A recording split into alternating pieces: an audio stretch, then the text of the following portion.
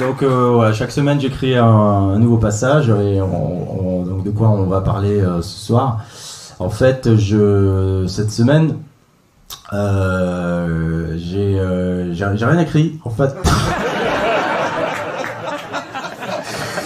on va voir ce qui va se passer. En fait, bon, je vous explique. Ma fille a été hospitalisée. Là, toute la semaine quasiment. Non, mais ça va, elle va bien. Putain, oh là là, elle va voir un psy au lieu de nous parler là, de ça. Putain, c'est lui qui nous parle et en plus c'est nous qu'on paye. Putain. Non, j'en parle parce que là ça va, mais en fait elle avait eu 3 jours de fièvre costaud et moi ma femme est médecin. Alors d'un côté tu dis ouais, c'est cool parce qu'elle est médecin, du coup tu peux prévoir des choses quoi. Mais d'un autre côté, quand t'es médecin, au moindre signal, t'as toute la liste de ce qui peut arriver quoi. Donc la petite elle fait atchoum, tiens, embolie pulmonaire, c'est bien. Ah ouais, tu sors des trucs, tu sais, maman j'ai mal au genou, putain, cancer du cerveau, mais c'est quoi le rapport là? Donc elle me dit je le sens pas, on va aux urgences. Et là il y avait pas mal de monde évidemment, on va à l'accueil et aux urgences il y avait des adultes, des enfants et c'est par ordre de gravité en fait quand on te prend quoi. Et là je sais que c'est pas bien hein, mais tu peux pas t'empêcher en sachant ça dans la salle d'attente c'est de...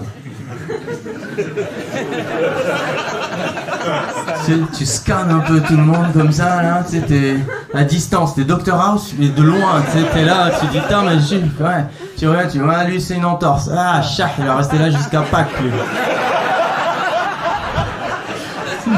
T'es là, tu dis, ah, le bâtard, lui va crever dans 2 jours, il va passer avant nous, la chance.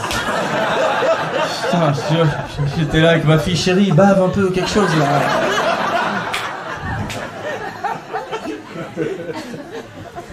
Donc elle est passée assez vite et il y a quelques avec le Covid, il y a qu'un seul parent en fait qui a le droit de rentrer. Donc moi je suis resté dans la salle, j'attends de voir de ce qui se passe dans la salle d'attente. Et là il y a de nouvelles personnes qui rentraient et qui s'asseyaient. Et je voyais qu'elles me regardaient comme moi je regardais les autres juste avant. Et je me disais putain, je dois vraiment avoir une gueule de cul parce qu'il me regarde genre ah mesquine lui je te jure le stress le truc et d'un coup j'entends boum boum et je me tourne en fait c'est une meuf qui est tombée bon qui s'est évanouie et donc là tout le monde se regarde un peu non mais en une fraction de seconde tu vois tout le monde se regarde ouais, moi je me dis bon en une fraction de seconde hein, ça va très vite dans la tête tu dis bon là elle tombe à l'hôpital c'est quand même l'endroit le mieux où il faut tomber quoi. Ça se passe quoi, c'est là que t'as choisi, c'est bien. C'était là. Tu tombes dans une rue à Paname, tu peux rester 6 mois. Hein. Toutes les réactions que t'auras c'est ah il est bien habillé pour un SDF lui. Oh, et donc bon personne se lève et j'y vais. Et il y avait un mec qui m'aidait, il voulait la lever, je dis non mais laisse-la assise quoi. Et là j'entends la meuf de l'accueil et putain c'est fou parce que tout le monde était cool, hein, vraiment les infirmières, les médecins, tout le monde, tous les aides-soignants, les gens qui font le ménage, tout le monde était cool et franchement je leur tire mon chapeau parce qu'ils sont tellement mal considérés, tellement mal payés à l'hosto, on connaît l'histoire hein, depuis 50 ans que ça dure et quand même l'abnégation ils sont là, le sourire, l'empathie, donc franchement chapeau à eux. Et tout le monde était très cool, sauf la meuf de l'accueil. Tu te dis putain, c'est la première personne que tu vois, tu la vois, tu dis mais bosse à la douane ou au fisc, tu vois, mais c'est sûr. Elle voit l'autre par terre, nous on était en train de le dé. Je l'ai même pas vu, je l'entendais, l'infirmière arrive, hein. Comme ça. Vraiment, genre tu sentais la phrase derrière, elle arrive. Après voilà, c'est toi qui vois, hein. Comme tu veux. Soit tu fais un effort, sinon, voilà. Soit elle vient avec un fauteuil, soit un brancard, soit un cercueil. C'est toi qui vois. Donc elle continue sa route. J'ai pu finalement rentrer, on alternait avec ma femme dans la chambre. Et là, ils nous ont dit, c'est un... c'est un nouveau truc, quoi. Elle me dit, c'est un PIMS. Le PIMS, ah vous connaissez? Ouais. Alors moi, quand il m'a dit PIMS, tu sais, la fatigue, le stress, tu sais que c'est pas ça. Il me dit PIMS, je regarde dans ma tête, parce qu'il me le dit droit, quoi, le docteur. Je dis PIMS, mais pourquoi il me parle quoi? Des gâteaux? Et je dis ouais, c'est possible, ouais, c'est peut-être. On sait plus maintenant les maladies, ouais, c'est peut-être le gâteau, ouais, c'est ça. Je me dis manger ça à l'école. Tu sais, il me dit ouais, c'est lié au Covid. Je dis ouais, une collab entre le PIMS et le Covid. Si, parce qu'ils ont fait Mulcatuc. Je me dis bah, peut-être PIMS Covid, c'est des gâteaux en forme de masque, je sais pas.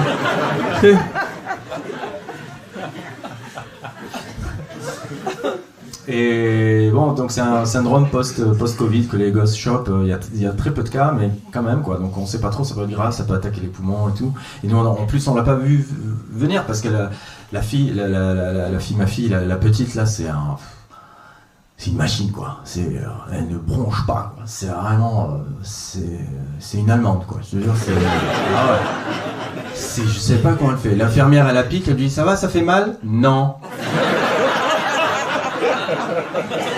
Vas-y, pique là, tu piques là, je sens rien. T'as que ça dans le ventre, vas-y, appuie. Donne-moi ça là, putain, c'est pas faire. Regarde. Ah non, on t'apprend quoi à l'école? Regarde papa, elle tourne de l'œil et tout. Ah la bouffonne. Ah, voilà, je suis un vampire moi. Prends 5 litres, t'emmerdes pas. Machine. Et à contrario, mon autre fille, la plus grande, alors elle est un peu comme moi. Elle, c'est la maman rebeu. C'est...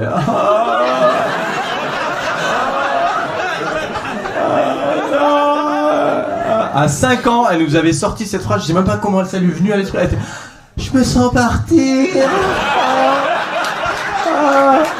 Non, mais t'as un ongle incarné, chérie. Ouais, mais il est vraiment incarné là. Donc là, elle est sortie et on va suivre ça, mais pour l'instant, ça va, elle va mieux. Donc merci, ça m'a fait du bien d'en parler. Merci, Christelle. Merci Christelle, merci Grand Bois Virgule, merci.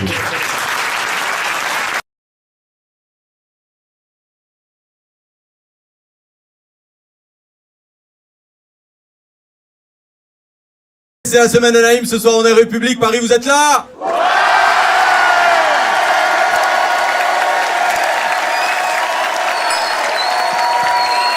Cette semaine j'ai fait ma lettre au Papa Noël. Eh ouais, alors cher Père Noël, tout d'abord, je crois avoir retrouvé le lutin que tu as perdu. Il a pris une nouvelle identité, il se fait appeler François Bayrou. Père Noël, il faudrait que tu le récupères. Il est peut-être efficace pour emballer des cadeaux, mais il n'a pas les compétences pour gérer un pays, une ville ou même un kebab. Je l'ai vu cette semaine, Bayrou, à l'Assemblée nationale. Vous vous rappelez sa marionnette au Guignol? L'original a supplanté la marionnette. Il est à l'ouest, il est un mélange de Pierre Richard et du Père Fouras, tu vois. Pierre Fouras, s'il est là, je te jure, tu vois, rien qu'à son regard, tu sens qu'il est encore sous Windows 98. J'ai lu un truc là, il y en a qui disent François Bayrou, c'est le sosie de Richard Gere. Ouais. Ah ouais, et Macron c'est Ryan Gosling alors. À la limite Ryan Grosling, là je dis pas, là oui, là probablement, mais putain. Alors pour ceux qui pensent quand même que Bayrou c'est bien, là le premier dossier qu'il a mis sur la table, c'est le cumul des mandats. C'est-à-dire, premier truc dont il parle, c'est pour sa gueule quoi.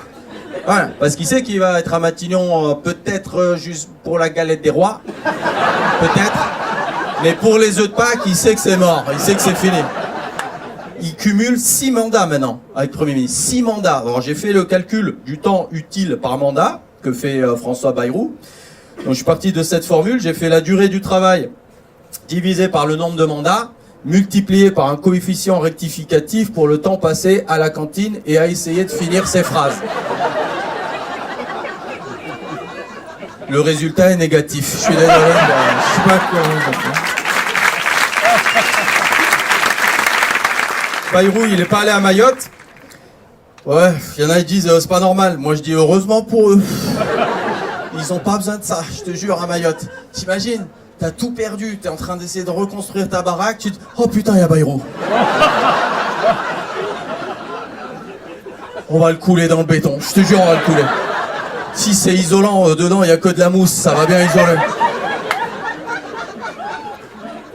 Moi, ça me rend fou, ce monde où t'as vu les ouragans, ça tombe toujours sur des gens qui sont déjà en galère, quoi. Quitte à tomber un ouragan, il pourrait pas être géolocalisé, synchronisé sur l'Élysée, Matignon, le Sénat et Anne Hidalgo, non? Parenthèse, Hidalgo, à Tahiti, frais de téléphone 30 000 euros. Parce qu'elle avait oublié de checker son abonnement. Ouais. Vous savez comment ma fille, elle appelle Anne Hidalgo Gol, elle appelle. Je lui dis, oh chérie, c'est très drôle. Chérie, c'est très drôle. Mais c'est pas gentil pour les gogoles. C'est pas bien. Retailleau, première phrase qu'il a dit pour Mayotte, c'est « Il faut régler le problème d'immigration ». Là, au prochain tremblement de terre, il va dire voilà, oh là, encore les Noirs et les Arabes. Ouais. Ils dansent, ça fait bouger les nappes phréatiques. Hein, au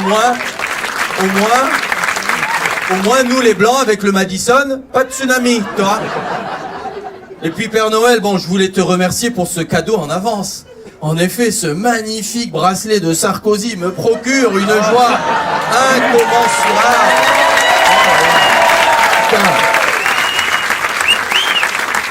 J'aurais préféré une corde et un piquet, mais bon, je suis un peu gourmand. Oui. On va nettoyer les racailles au Karcher. Eh ben, c'était autobiographique, finalement, cette histoire. Ah ouais. Ah, déjà, Sarko, t'as vu comment il bouge du haut, là, avec le bracelet, putain, ça va swinger, hein. Nicolas Bossanova, on va l'appeler. Ah. En plus, il y a un nouveau procès, en janvier. À un moment, il va y avoir plus de bracelets que de chevilles, hein, mon ami. On va devoir lui mettre des boucles d'oreilles électroniques, hein. Là, il y en a une qui doit le regarder, c'est Marine Le Pen, qui doit voir Sarkozy, qui doit dire hein, je sens que je vais devoir garder mes bottes cet été, moi.